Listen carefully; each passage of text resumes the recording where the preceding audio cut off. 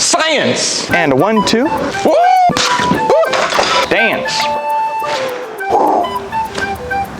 How?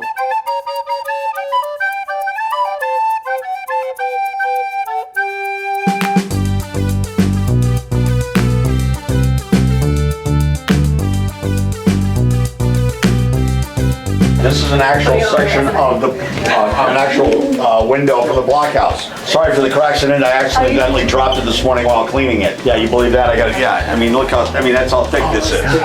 Now, they had a problem with this downstream in that it became too costly, too very difficult to maintain. So they just said, to heck with that, we're taking them out, and we put in, they just eliminated the whole window seam. They just had a cement beehive, but it was a layer of cement, sand, and cement to protect it. Figured if a rocket exploded, the sand would help dissipate the energy. That's a very good question. You're right. How did they see out? I'm glad you asked that. They get page from the Navy, but in periscopes. Oh. So they could see what was going on. But they had another easier, cheaper way to do it. Anybody want to guess?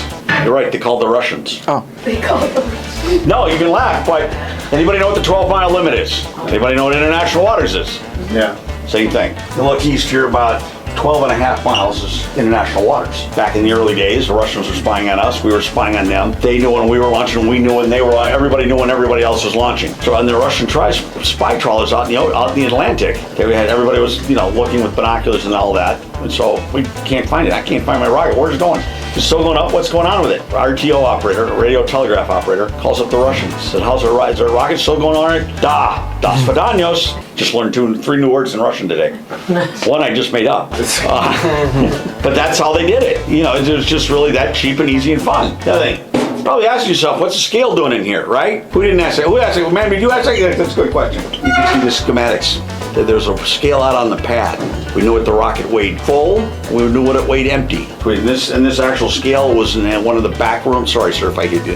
In the back rooms, in the sport rooms. So somebody, when they were getting close, would sit there and they'd flip it on and watch when they put in the fuel, the liquid oxygen would bleed off. And it's like, we need a little more, a little more, a little more. Perfect. All right, we're ready to go. Off it went.